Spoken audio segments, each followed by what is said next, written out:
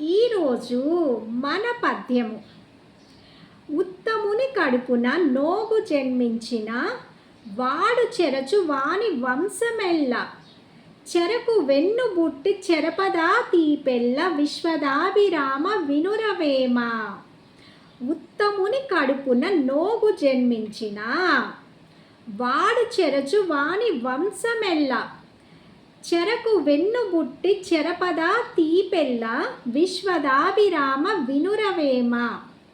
అంటే చెరుకుకు తుద వెన్ను పుట్టి, అంటే అదొక రకమైన డిసీజ్ అన్నమాట. చెరుకుకు తుద వెన్ను పుట్టి చెరుకులోని తీపిని నాశనం చేస్తుంది. అలానే మంచి వాళ్ళకి మూర్ఖుడు పుట్టి వాళ్ళ వంశం మొత్తం నాశనం చేసేస్తాడు. అదనమాట.